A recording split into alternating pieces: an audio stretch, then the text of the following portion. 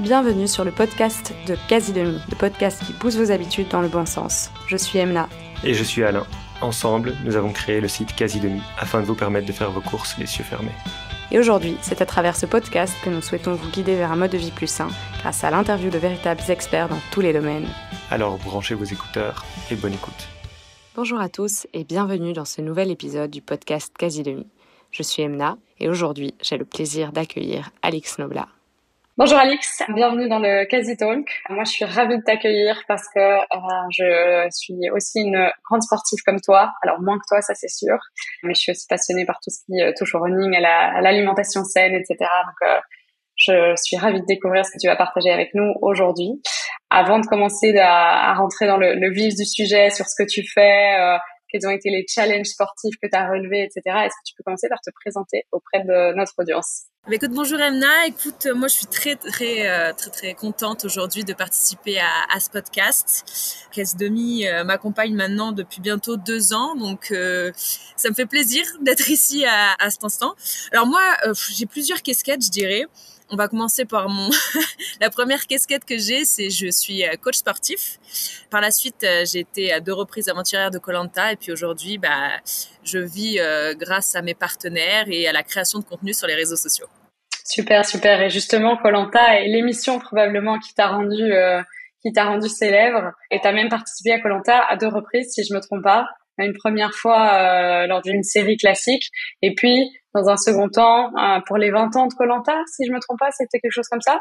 C'est bien ça, oui. C'est que la première fois, c'était un petit peu les personnes, les inconnus, on va dire. Et puis, sur le deuxième, oui, c'était un peu plus fort à Tahiti, sur Koh-Lanta, la légende, avec effectivement des anciens candidats. Super. Et est-ce que tu peux nous parler un peu de ton expérience, comment tu l'as vécu, à quel point c'était difficile, parce que c'est vrai qu'on voit nous ce qui se passe à la télé, mais c'est toujours intéressant aussi d'avoir les ressentis des participants. On s'aperçoit que l'aspect nutrition, finalement, il est présent partout dans tout ce qu'on fait, à chaque minute, à chaque instant.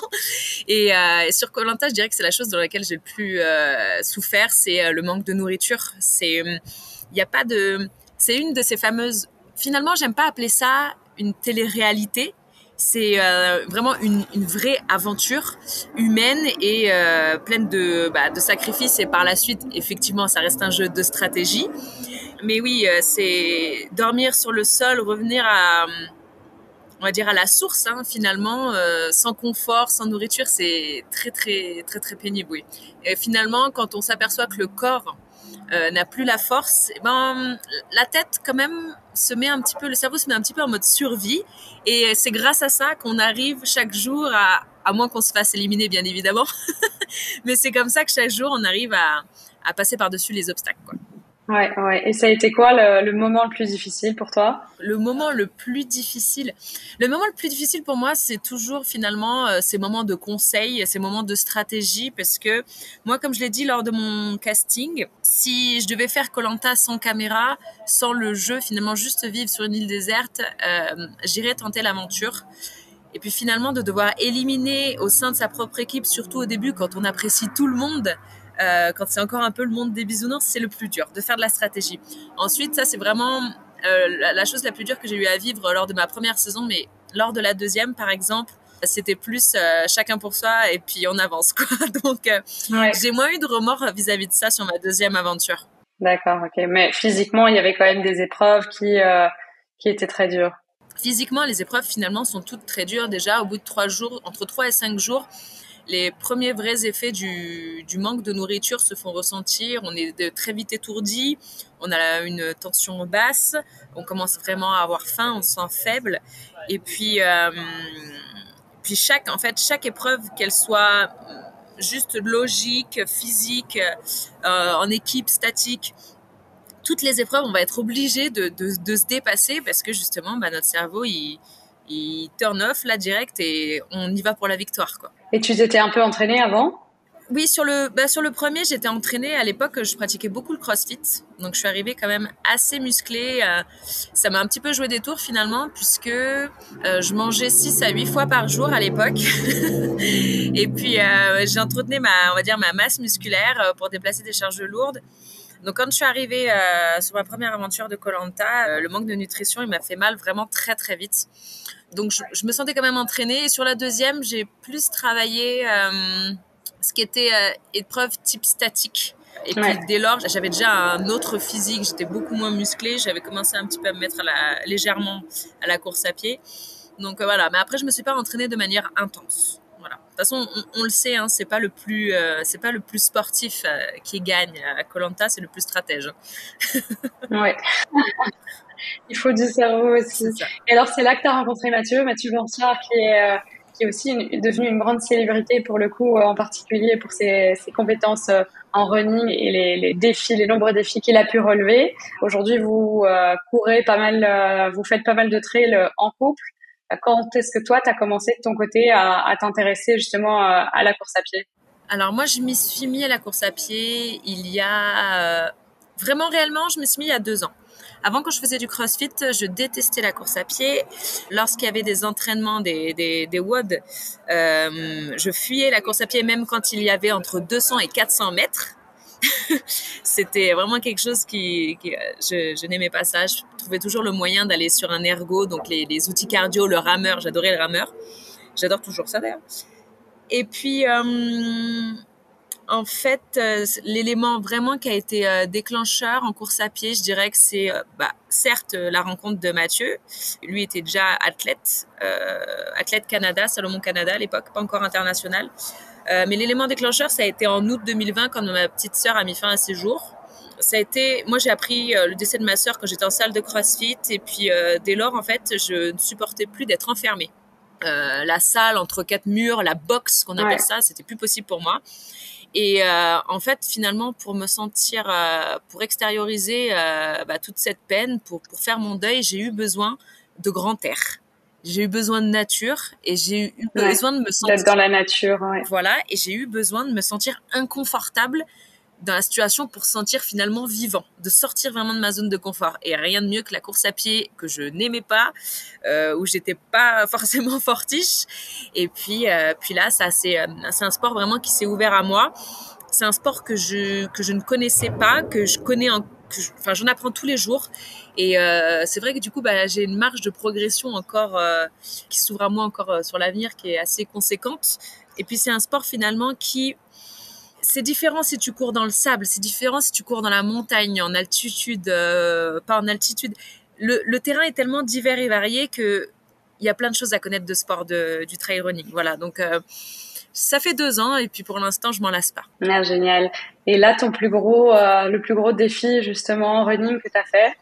Le plus gros défi running que j'ai fait, c'est le Trail du Bourbon qui a eu lieu en octobre 2022.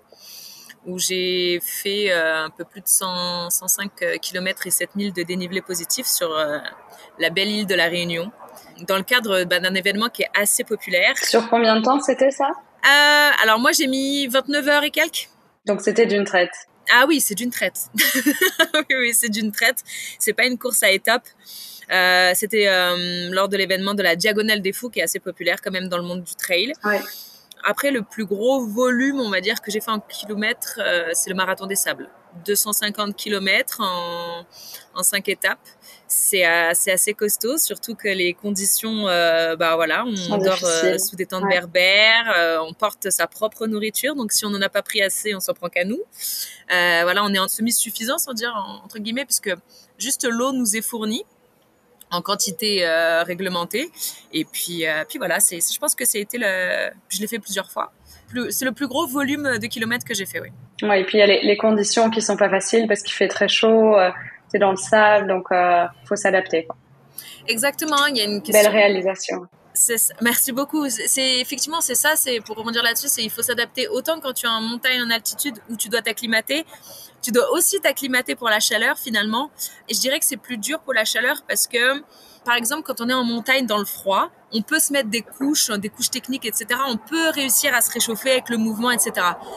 Dans le Sahara, une fois que t'as chaud, t'as beau ne plus avoir, même de te retrouver nu, t'as toujours chaud. Même à l'ombre, il n'y a pas de moyen en fait de faire baisser sa température hormis la thermorégulation, mais voilà, il faut aussi que le corps s'adapte, il faut un petit temps d'adaptation, quoi. Ouais, c'est pas facile. Moi, je galère déjà quand il fait 25 degrés. J'ai du mal à sortir de chez moi, alors j'ose pas imaginer en plein désert. Et pour un défi comme celui-là, comment est-ce que t'as fait ta préparation? En quoi ont consisté tes différents entraînements? Et combien de temps ça prend aussi de s'entraîner pour un marathon comme celui-là?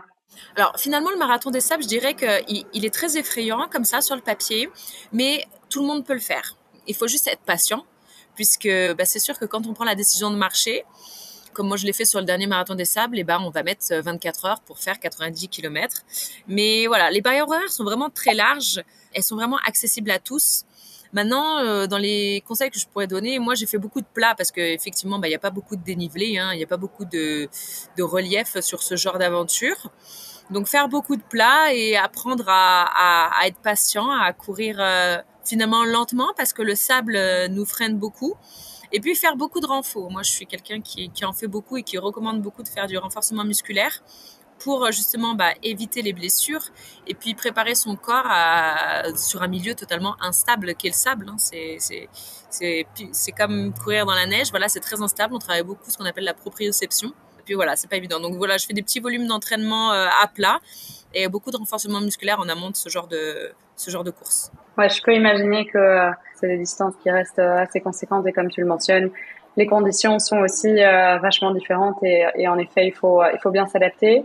Comment est-ce que toi, à titre perso, tu arrives à faire la part des choses entre ta vie pro, parce qu'aujourd'hui c'est devenu quand même une grande partie de ta vie pro, et le côté personnel où t'as aussi t'as besoin de temps pour toi, t'as peut-être des moments que tu dois passer en famille, tu veux partir une semaine en vacances et c'est compliqué en fait finalement d'avoir tes baskets et de partir courir. Comment est-ce que tu arrives à trouver la juste balance entre à la fois tes loisirs et tes passions qui peuvent sortir du coup de la pratique sportive de temps en temps et le fait qu'en fait aujourd'hui c'est aussi une manière de vivre en fait pour toi? Finalement ça s'est fait alors au début quand j'ai commencé la course à pied au niveau des entraînements, c'est vrai que j'avais tendance à vouloir suivre le rythme de Mathieu, qui a été finalement une grosse erreur parce que ce qui n'est pas facile. Voilà, ce qui était finalement une grosse erreur puisque premièrement, je commençais à peine à courir. Lui, ça faisait 7 ans qu'il courait. Le volume d'entraînement était assez conséquent. J'ai eu la chance quand même d'avoir un bon background au niveau du renforcement musculaire qui a fait que je ne me suis pas blessée. Mais j'aurais pu, mais par contre, nerveusement, j'étais totalement out, quoi. J'allais courir dès qu'il allait courir, même si je courais pas avec lui. Ça n'a pas été la bonne solution. Et finalement, la meilleure chose, ça a été de m'écouter, l'individualisation. Je cours pas de manière intensive, je cours à mon rythme. Alors c'est vrai que j'essaye de courir tous les jours, mais le jour où je le sens pas, j'y vais pas. Et mon corps jusqu'à maintenant me le rend très bien. Je touche du bois, je n'ai jamais été blessée en 2 ans de course à pied, alors que j'ai quand même fait de nombreuses courses très tôt, on va dire dans ma pratique de la course à pied. Et comment j'arrive à gérer le côté pro, passion, tout ça?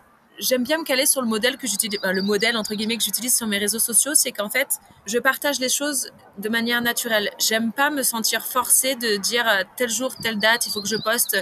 Je suis pas stressée si je poste pas pendant une semaine parce que finalement, j'ai envie que les choses restent authentiques, restent naturelles. Quand j'ai envie de poster, je poste et finalement, déjà les gens qui me suivent me le rendent très très bien aussi. Et puis en tout cas, j'espère, je passe pas pour une personne fausse. Voilà, donc l'équilibre naturel, en fait, ça s'est fait très très facilement pour moi. Et après, voilà, c'est sûr qu'il faut avoir la tête sur les épaules, pas se laisser déborder par les choses. Voilà, j'ai un petit calendrier pour mettre des petits moments pour moi, ça c'est très important. Alors, je dis, ce moment-là, j'ai envie d'être seule, d'aller marcher, de faire ci, de faire ça, une activité, peu importe l'activité. Et c'est mon moment à moi et ça marche très très bien comme ça. Ouais, intéressant. Tu disais que tu courais tous les jours. Moi, j'entends quand même régulièrement des coachs, etc., dire qu'il faut faire attention et essayer d'avoir des jours de repos. Quelle est ta théorie par rapport à ça? Oui, ce qui est marqué sur le papier, c'est oui, il faut prendre des jours de repos, etc. Mais aujourd'hui, je reste, que ce soit sur le coaching sportif ou la nutrition, c'est de l'individualisation, pardon. C'est-à-dire que pour que le corps reste adapté, Pour moi, les jours de repos, ça va être un footing de 20-30 minutes, grand maximum. Et ça va être très light, ça va pas endommager ma fibre musculaire. Ouais. Et ça va être juste là pour m'entretenir et me faire du bien. Parce que finalement, si moi, dans ma tête, après les jours où j'ai envie de rien faire, je ne fais totalement rien. Ça reste quand même très rare parce que j'aime bien naturellement bouger et sortir. Mais c'est de l'individualisation. Si dans ma tête, j'ai absolument envie d'aller faire un petit tour, c'est sûr que si on part faire un tour de 3 heures le jour de son potentiel jour de repos, c'est pas idéal. Mais voilà, si ma tête a besoin aussi de se dire, ok, là j'ai envie de prendre l'air, je vais faire un petit footing, même entre 15 et 30 minutes, là c'est parfait, je vais faire mon petit footing, je suis contente, je reviens et ma tête est libérée de ça. Ouais, et tu t'es défoulée. Exactement. Quels sont les conseils que tu donnerais aujourd'hui à quelqu'un qui court pas du tout, comme toi il y a quelques années, et qui a envie de se lancer, que ce soit pour la course ou pour les trails? Le mot que j'aime utiliser, c'est progression. Patience et progression, puisque, en fait, finalement, les gens aujourd'hui qui n'aiment pas la course à pied, je me suis aperçue que ce sont des gens qui ont directement voulu partir faire 1 heure de jog à une intensité bien trop élevée, parce que souvent, quand ils pensent jog et qu'on les voit essoufflés, un jog, ça devrait être une allure vraiment très basse à laquelle on est capable de parler sans être essoufflé. C'est ça, un vrai jog. Et au lieu de partir faire les premiers temps, comme je disais tout à l'heure, entre 15 et 30 minutes, alterner marche et course, et puis augmenter son volume d'entraînement petit à petit pour adapter son corps, adapter sa biomécanique à la course à pied, non, les gens préfèrent sauter des étapes et c'est là que les gens se blessent. C'est là où les gens, finalement, sont un petit peu dégoûtés, entre guillemets, de la course à pied. Parce que, par exemple, quand ils vont partir faire 1 heure et demie de jogging, pendant 2 jours, ils vont être courbaturés et puis après ça, jamais ils voudront remettre leur basket. Donc voilà, il faut être progressif, il faut imposer à son corps un stress mécanique progressif pour éviter les blessures. Voilà, patience et progression. Tu recommandes un coach? Tu penses qu'un coach c'est indispensable ou qu'aujourd'hui on peut trouver facilement des petits programmes en ligne? Si demain je veux me lancer justement, j'entends quelqu'un comme toi qui me dit ah oui, il faut que tu y ailles de manière progressive. En fait, c'est pas toujours facile de savoir jusqu'où on met les limites, quel est le battement cardiaque idéal, quelle est la vitesse à laquelle on doit courir, quelles chaussures on doit porter, etc. Donc, comment est-ce qu'on peut se renseigner? Je dirais que tout dépend de ses objectifs. Si c'est juste pour débuter timidement la course à pied, aujourd'hui, la Bible reste quand même Internet. Mais il faut faire attention aux informations qu'on y trouve, bien évidemment. Il faut savoir traiter les bonnes et les mauvaises informations. Je connais une entreprise qui s'appelle la Clinique du Coureur, qui propose des entraînements gratuits en ligne en fonction des objectifs de chacun, que ce soit à partir d'un 5 km jusqu'à un 100 km. Ils proposent des programmes d'entraînement justement très progressifs pour éviter les blessures. Et puis d'ailleurs, ils ont écrit un bon bouquin là-dessus qui se repose tout simplement en fait sur la science. Donc on va dire que ça ne ment pas. La science et les études vérifiées ne mentent pas. Et aujourd'hui, ça fonctionne plutôt bien. Et moi, je me suis appuyée sur ça pour commencer la course à pied, parce que même si j'étais coach de CrossFit, je n'y connaissais rien en course à pied. J'ai bouquiné des œuvres comme celle-ci, le bouquin de la Clinique du Coureur. J'ai un peu fouillé sur leur site internet et puis on trouve facilement des conseils pour commencer à débuter la course à pied. Ok. La Clinique du Coureur, du coup, intéressant. J'irai faire un petit tour parce que je connaissais pas avant que tu m'en parles. Au niveau de l'équipement, qu'est-ce que tu recommandes? Oh, alors l'équipement, alors là c'est ça peut être autant complexe que ça dépendra de la personne. C'est vrai que moi j'ai eu tendance il y a 2 grandes familles on va commencer par la chaussure. Il y a 2 grandes familles, il y a le minimaliste et le maximaliste, entre guillemets. La minimaliste, ça va être une chaussure un peu plus près du sol, un peu plus anatomique, on va dire, entre guillemets. Puis la maximaliste, ça va être avec des chaussures avec beaucoup de confort, beaucoup de retour. Ça dépend encore de la personne, ça dépend de sa foulée. Moi, j'aurais tendance à conseiller de commencer avec une chaussure un peu entre les deux, minimaliste, mais pas non plus five fingers, avec vraiment le pied à même le sol, parce que ça aussi, ça peut être un risque de blessure quand on commence la course à pied. Mais une chaussure dans laquelle déjà on est bien, dans laquelle on a de la place. C'est très important aussi parce que c'est pas comme les chaussures de tous les jours, les chaussures de course à pied. Quand on va arriver dans une descente, que le pied va glisser, que les doigts de pied vont vite rencontrer le bout de la chaussure, ça risque de créer des petits bobos. Une chaussure dans laquelle on est bien est plutôt du côté anatomique et minimaliste que tout de suite une chaussure hyper maximaliste dans laquelle oui il y a du confort, je me sens bien, etc. Et puis qui finalement va pas trop nous aider dans la progression en course à pied. Ensuite, ça c'est le matériel de base.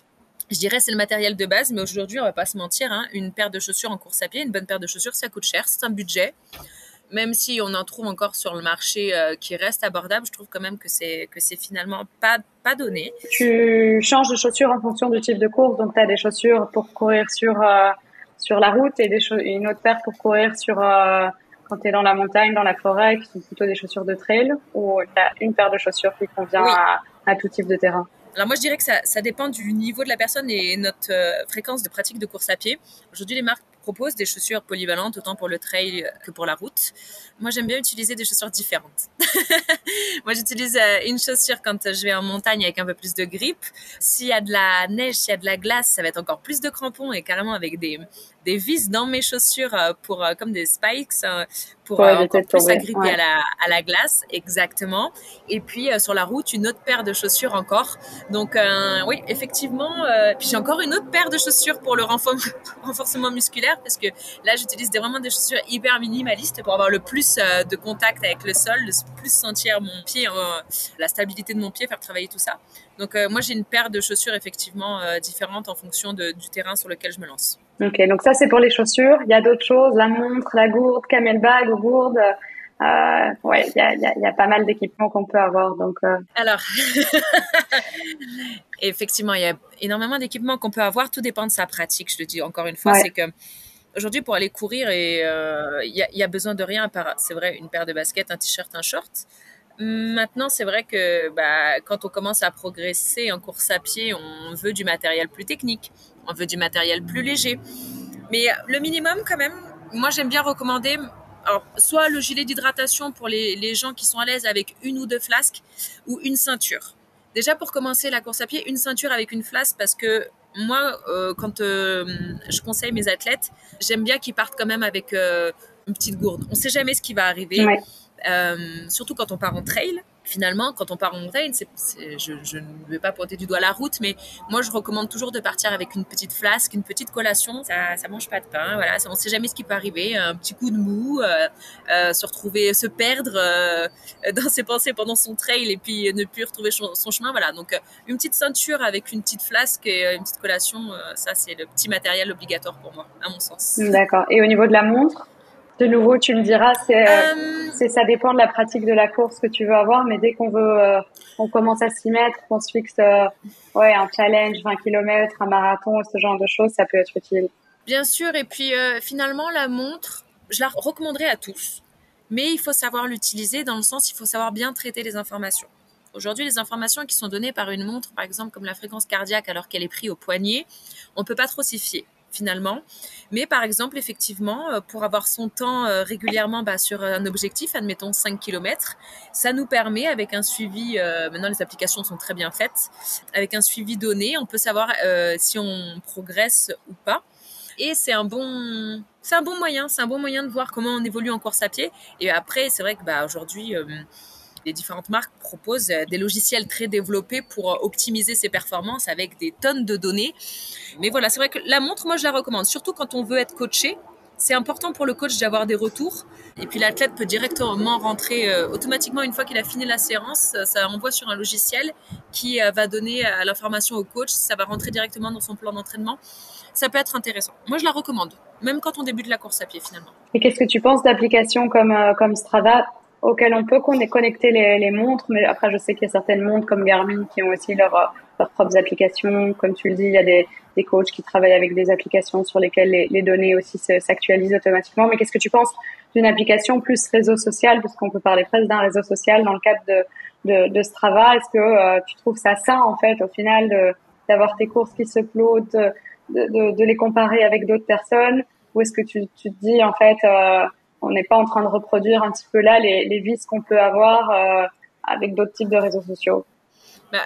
Clairement, à mon sens, Strava, c'est un réseau social. Aujourd'hui, c'est un réseau social de sportifs. Ça va dépendre de ce que finalement on veut en faire. Moi, j'ai Strava, mais finalement, je l'utilise pas parce que justement, alors même si je suis quelqu'un qui a la tête bien sur les épaules, sous prétexte que je suis avec Mathieu Blanchard, les gens pensent que je cours comme Mathieu Blanchard, aussi vite que Mathieu Blanchard. Donc au début, c'était vraiment le cas. Je recevais des petits messages. Moi, je reçois 99% de bienveillance, mais le 1% que je vais lire le jour où je suis pas dans mon assiette, il va m'atteindre. Donc, je vis trop de publier. Je publie mes plus belles sorties sur Strava. Mais je ne publie pas de manière régulière. Voilà, je publie quand je le souhaite, les grosses sorties, les plus belles, où j'ai des belles photos à l'appui. Je vais publier sur Strava, voilà.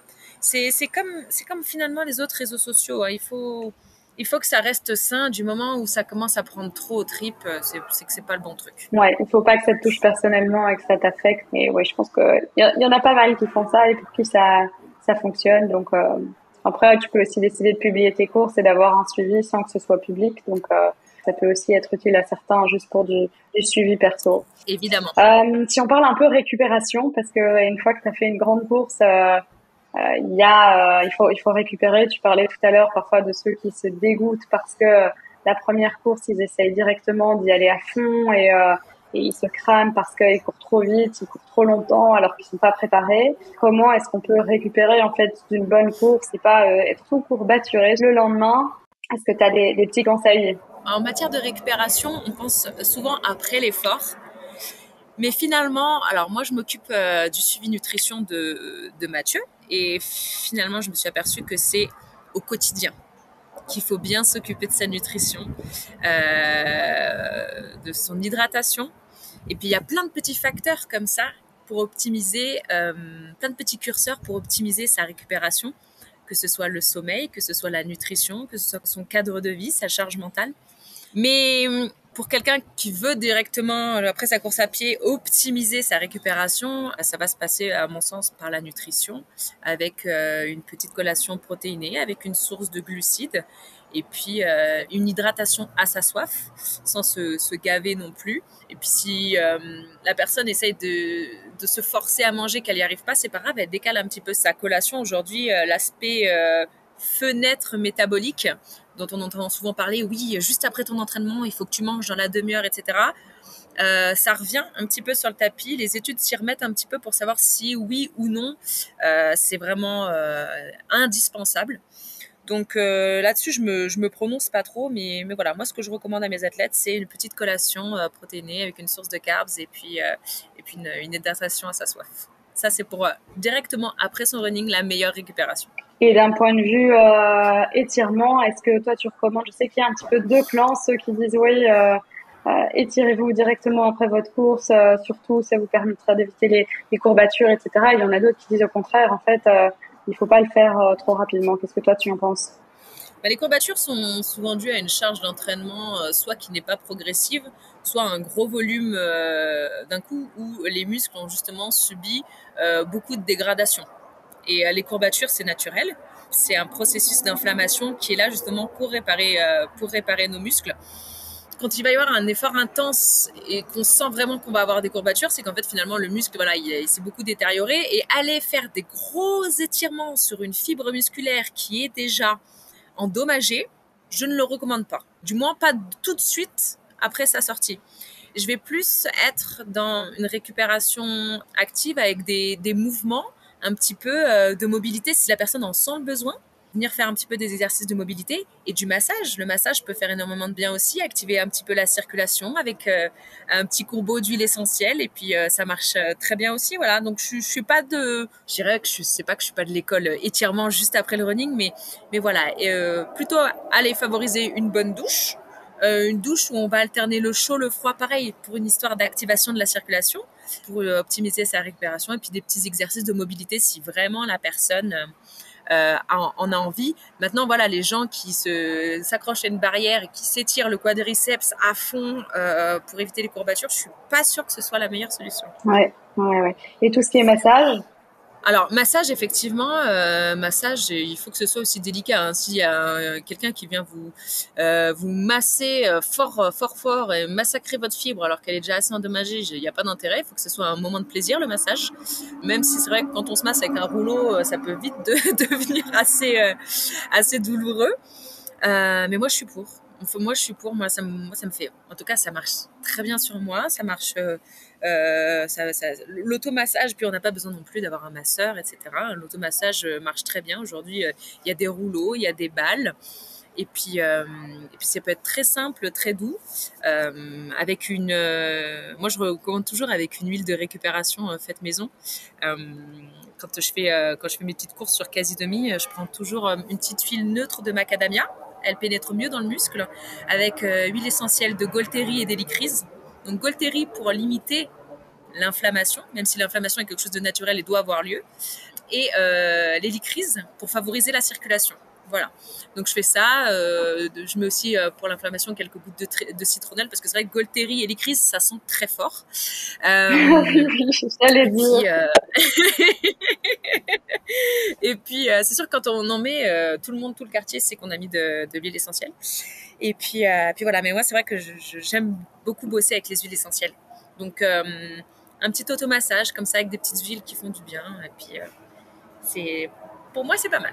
Super, intéressant. Je note. J'utilisais déjà la Golteri, mais pas encore l'hélicryse. Donc, ce sera dans ma prochaine commande. Tu m'as parlé un petit peu de nutrition, mais en fait, on va en parler quand même un peu plus, parce que je sais que c'est ton dada. Tu coaches notamment Mathieu, mais je sais que toi, tu fais particulièrement aussi attention à ta nutrition. Comme tu le dis, c'est quelque chose qui a énormément d'impact au final sur la performance sportive, sur le bien-être, etc. Tu as notamment écrit un bouquin qui s'appelle L'aventure commence dans l'assiette. Est-ce que tu peux nous parler un petit peu des coulisses de ce bouquin, de qu'est-ce qui t'a amené à te lancer sur ce sujet et à t'intéresser à la nutrition? Mon intérêt pour la nutrition, il est venu après diverses rencontres et divers événements. J'ai rencontré Mathieu, c'est vrai que j'étais hyper intéressée de savoir quel fuel il mettait dans la machine pour pouvoir avancer si bien et pour sa progression. Et puis, il y a aussi eu le deuxième cancer de mon papa, qui a fait un cancer du côlon et qui a eu plusieurs cancers où il a eu une ablation de la tête, du pancréas. Donc c'est vrai que par la suite, ça lui a déclenché un diabète. Puis il a eu une ablation du côlon due à un cancer du côlon. Et puis là, j'ai vu un bon vivant totalement dépité du jour au lendemain, à se dire ça y est, je peux plus rien manger parce que je suis diabétique, je suis malade, qu'est-ce qui va se passer, blablabla. Et c'est vrai que là, j'ai commencé à m'y intéresser encore plus en profondeur. Comment fonctionnent les nutriments au sein de notre corps, qu'est-ce qui est bon, qu'est-ce qui l'est moins. Et puis voilà, pourquoi on diabolisait aussi, je me suis demandé pourquoi on diabolisait, ou on diabolise toujours certains aliments plutôt que d'autres.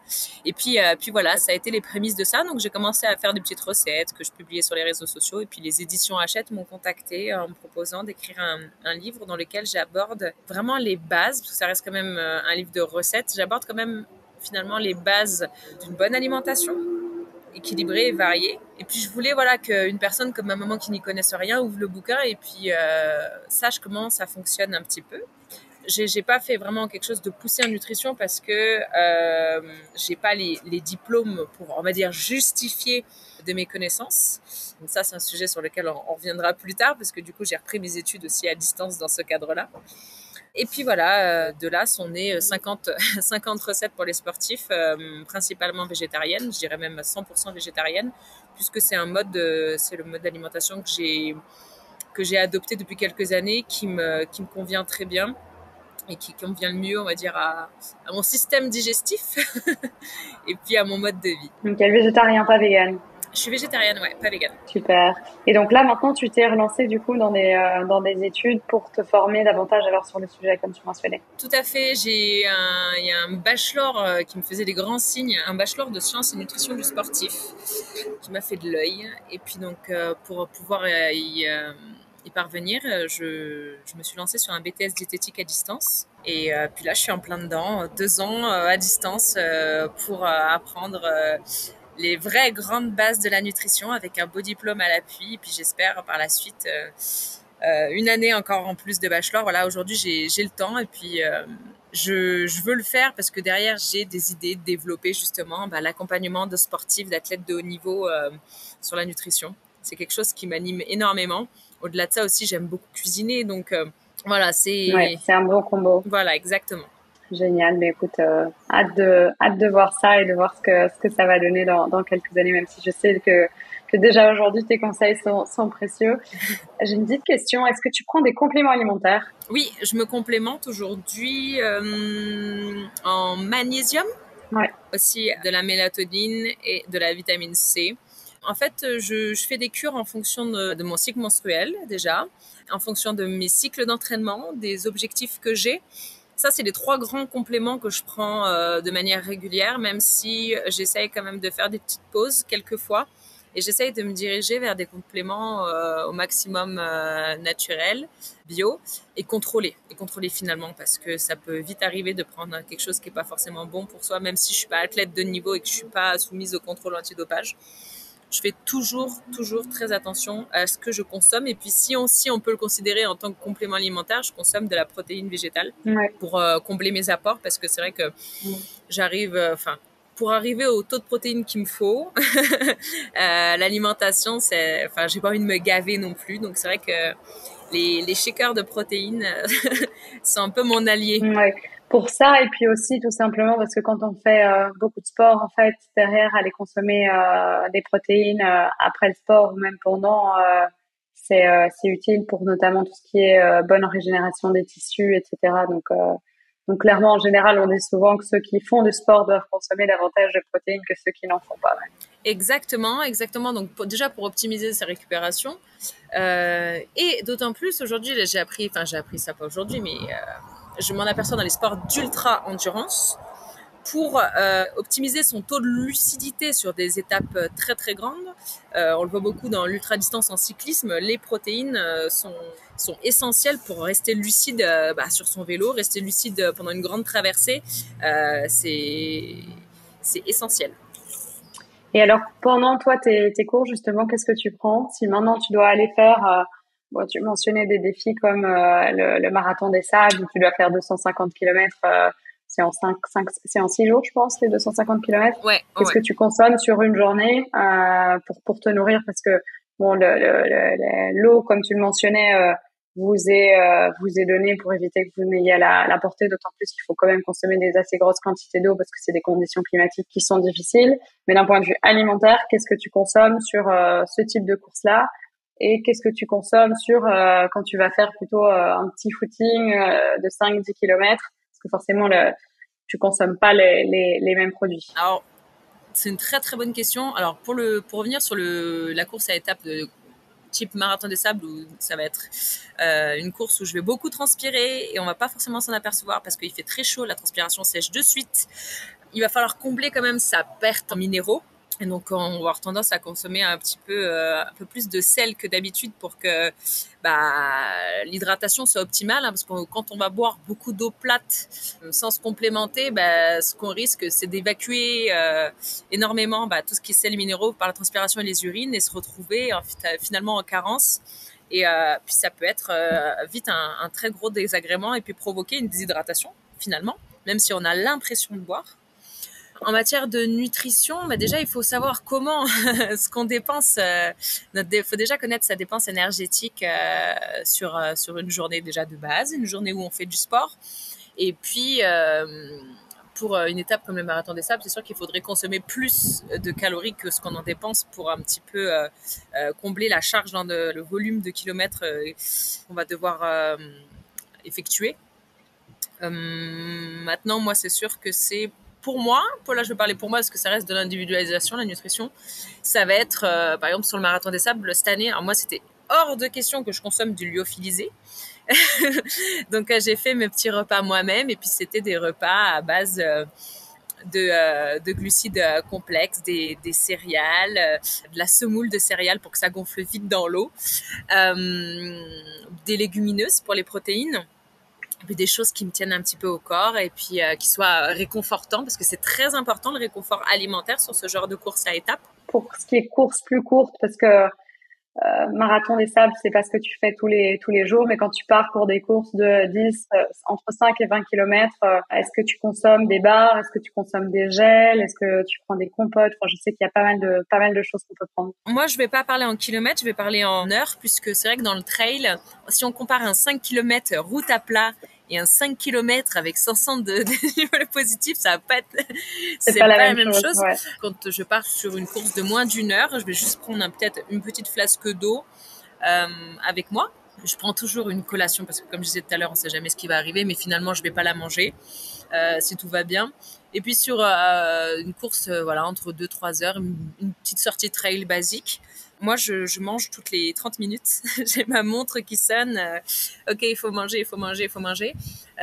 Ça va être des collations plus assez riches en glucides pour pouvoir avoir et puis avec un petit peu de fibres non plus. Ça va pas être des gels, de choses comme ça, puisque finalement, le gel, si on n'en consomme pas de manière très régulière, on risque d'avoir un pic de glycémie. Et puis derrière, si on n'en consomme pas régulièrement, il y a quand même des risques d'hypoglycémie réactionnelle. Ça, il faut éviter en course à pied, en course de trail. Donc, ça va être plus des collations solides avec un ratio qui, par exemple, un ratio poids-cal qui est intelligent. Quand on prend une pomme pote, une chose comme ça, on se trimballe 120 grammes de produit pour au final avoir 70 cales. C'est pas incroyable. C'est pas incroyable. Et puis, ça va être plus des barres à base de glucides complexes, d'oléagineux. Et puis, ça fonctionne très bien pour moi comme ça. Et puis, c'est toutes les 30 minutes. Toutes les 30 minutes, j'essaye de manger une petite chose. Et puis, surtout, je m'entraîne. C'est très important, c'est que je m'entraîne à manger pendant mes sorties. Pour pas avoir de surprise après, ouais. Alors déjà, pour pas avoir de surprise, savoir si je digère bien mes collations, mais aussi pour tout à fait éviter le risque d'inconfort digestif qui résulte de l'impact au sol, qui peut résulter de l'altitude, du stress, tout ça, et puis qui finalement peuvent nous gâcher une course. Ouais, tout à fait. Tu as des marques que tu recommandes pour tout ce qui est snack pendant les courses qui sont clean d'un point de vue composition? Alors, moi, je prends quasiment tout sur la boutique en ligne.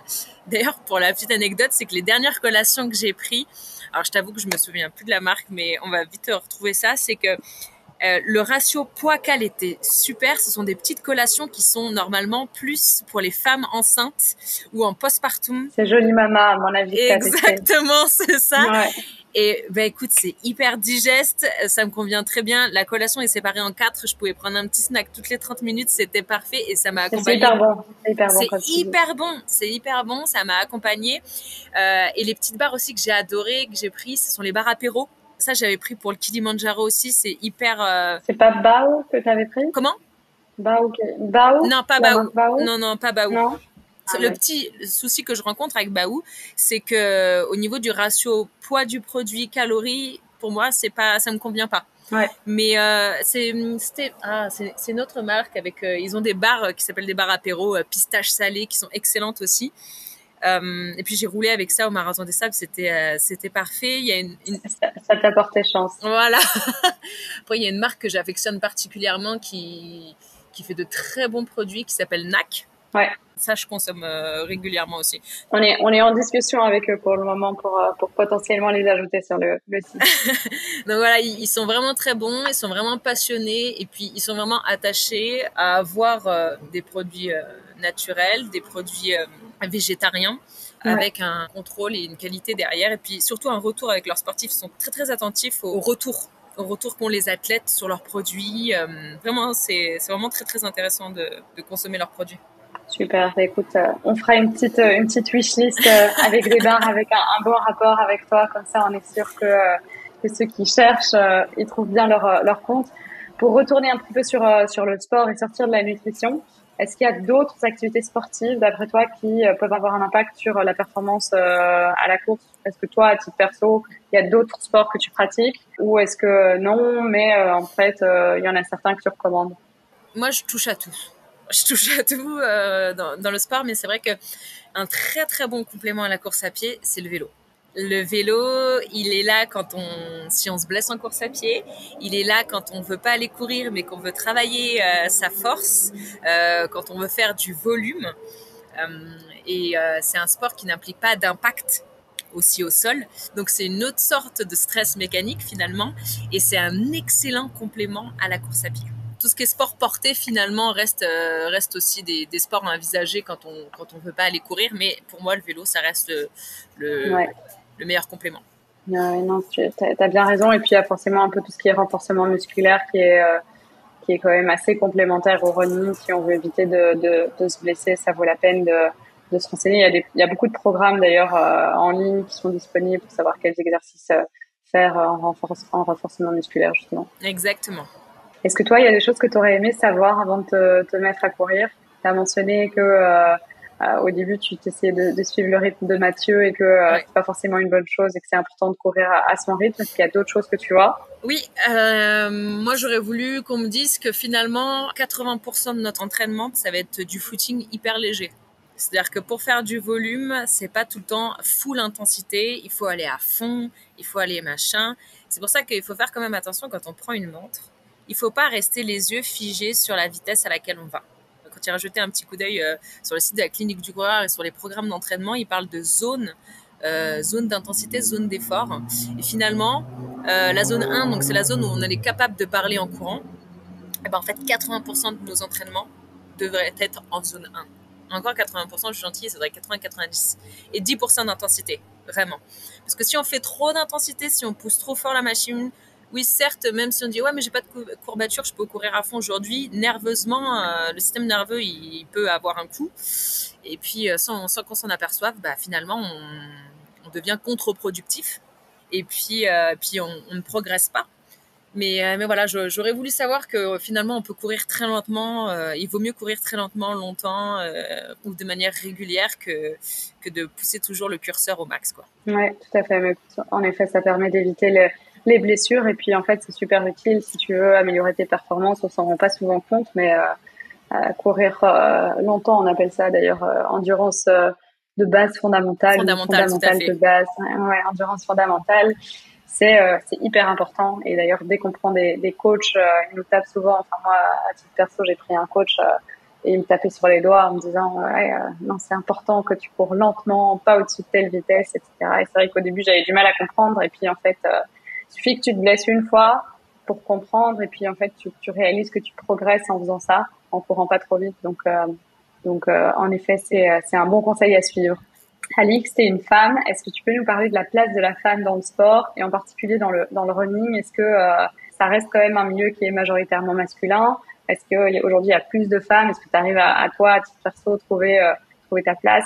C'est clair que on part pas sur le même pied d'égalité dans le sens où quand tu regardes la performance en running des hommes, elle reste supérieure à celle des femmes. Quelle est ta vision là-dessus? Qu'est-ce que tu penses de tout ça? Je pense qu'on progresse. Je pense qu'on progresse. Le taux de femmes en ultra distance reste quand même très timide. On voit plus de femmes sur des courses en dessous de 20-30 km. Puis dès qu'on passe dans le marathon, de l'ultra-marathon, ça reste quand même très timide parce que finalement, ça effraie un petit peu l'ultra-distance. Mais finalement, je crois qu'on est faite pour ça.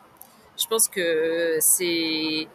Je dirais pas que l'ultra-distance, c'est un sport de femmes, mais par exemple, sur le marathon des sables, ils ont analysé le taux d'abandon. Et en fait, il y a toujours plus en fonction du ratio homme-femme, il y a toujours plus d'hommes qui abandonnent que de femmes. On a une très grande force mentale. Donc c'est vrai que il faut pas être timide, il faut essayer de se lancer, hein, toujours avec un bon programme d'entraînement, etc. Mais voilà, c'est sûr que il y a majoritairement plus d'hommes, mais on évolue. Les femmes sont de plus en plus présentes. Maintenant, je vois qu'on fait face quand même à plusieurs petites choses qui peuvent aussi empêcher les femmes d'aller courir, que ce soit la tenue qu'elles vont porter, ou moi je peux pas courir parce que je suis un peu ronde, je peux pas courir parce que mon physique il est comme ci, il est comme ça, non, j'ai pas envie de me mettre en short, etc. Et finalement, ça peut être aussi des choses qui peuvent empêcher les femmes d'aller franchir le pas, d'aller mettre leur basket ou même l'endroit dans lequel elles sont finalement, si elles se sentent pas en sécurité quand elles vont courir. C'est vrai. Ça, c'est un sujet qui revient énormément, c'est l'insécurité des femmes lors de leur sortie running. Et ce que je comprends Ce que je comprends aussi effectivement, hein, on ne peut pas tous prendre un super gros chien et se balader avec tout le temps pour se sentir en sécurité. Et ça peut être pénible aussi. Mais bon, j'ose espérer que les choses vont encore plus bouger et puis que ça va un petit peu s'améliorer dans le temps. Mais écoute, c'est l'impression que j'ai quand tu vois les courses il y a 10, 20 ans, clairement il y avait moins de femmes qu'aujourd'hui, ça se démocratise entre guillemets pas mal. Donc on est sur une tendance positive. Faut voir le positif dans les choses. Alix, je sais que tu as aussi quelques partenariats avec des marques sportives, donc les Idomi d'ailleurs. Comment est-ce que tu sélectionnes les partenaires avec lesquels tu travailles? Ça va être évidemment une question de valeur, de l'amour du sport et de l'amour de la nutrition. Il faut que ce soit des marques qui m'accompagnent, qui croient un petit peu dans les projets. Donc c'est vrai que j'ai plus tendance à avoir des partenariats sur le long terme avec les gens qui m'accompagnent, avec les marques qui m'accompagnent. Mais voilà, ça va être une question de valeur, d'éthique et puis de passion pour le sport et l'aventure. C'est comme ça, là, c'est des choses, si on répond pas bien à tout ça, là, c'est pas possible que l'accompagnement se fasse, quoi. Super, écoute, c'est joliment dit. On arrive tout doucement à la fin. J'ai encore 2 petites questions pour toi et puis je te laisse tranquille, je te laisse aller courir peut-être, qui sait. Quels sont les projets justement sportifs que tu as pour l'avenir? Alors, tu as mentionné le fait que tu étais en formation nutrition, que tu avais un gros projet de développement perso là-dessus. Est-ce qu'il y a d'autres projets? Est-ce qu'il y a des challenges que tu as sur ta liste que tu peux mentionner? Parce que peut-être que c'est encore top secret, peut-être que, comme tu me l'as mentionné avant l'appel, il y a parfois des courses où tu t'inscris mais tu n'es pas sûr de le faire parce que ça dépend beaucoup de ta condition physique. Et il faut pas se forcer au risque de se blesser. Donc, est-ce qu'il y a des choses sympas là qui arrivent dans les prochains mois? Dans les projets futurs, j'ai envie de m'intéresser effectivement 100% à la femme, la nutrition de la femme autour de la grossesse. Comment ça se passe la nutrition à ce niveau-là? Ça, c'est juste une trame qui est dans mes idées futures. Le prochain objectif sportif va arriver très très vite puisque je suis engagée sur la Restonica Trail. C'est un ultra de 110 bornes et de 7000 de D+, en Corse, du côté de Corte. Et ça va se passer le week-end du 6, 7, 8 juillet. Donc c'est très très c'est très très proche. Et puis le prochain événement sportif pour moi qui reste quand même un événement sportif parce qu'il faut suivre Mathieu, c'est l'accompagnement et l'assistance de Mathieu sur la Western State. Et ça va être ce week-end. Eh ben, je croise les doigts pour que tout se passe bien. Merci beaucoup Alix pour clôturer le podcast. Est-ce que tu peux donner 3 conseils aux auditeurs qui maintenant veulent se mettre à courir? Je sais qu'il y en a plein, mais je t'en demande que 3. Alors je dirais déjà de la patience, de la progression et une bonne nutrition. Voilà. Après, il y a trop de choses, mais ce serait vraiment la base. Ce serait vraiment la base. Génial. Écoute, c'est parfait pour clôturer le podcast. Mille merci, c'était hyper intéressant. Moi, ça m'a donné envie d'aller mettre mes baskets et de retourner courir lentement. En profitant, tu vois, je vais peut-être aller chercher mon chéri, comme ça je peux même en profiter pour débriefer de la journée et parler, parce que tu mentionnais que c'est pas mal en fait de trouver quelqu'un avec qui parler aussi en courant. Donc voilà, encore un tout grand merci. Courage pour ce week-end, on pense très fort à vous et j'espère qu'on aura l'occasion de se voir en vrai, peut-être de courir ensemble prochainement. Avec grand plaisir. Merci beaucoup pour cette invitation en tout cas. Salut Alix, à bientôt. À bientôt. Vous avez aimé ce podcast? N'hésitez pas à le noter, à le partager auprès de vos proches ou à laisser un avis en commentaire. Ces petits gestes nous permettent de faire grandir le Quasi Talk et d'aider ainsi plus de gens à booster leurs habitudes dans le bon sens. Et dernière chose, pensez à vous abonner sur votre plateforme préférée pour être au courant des prochains épisodes. À très bientôt.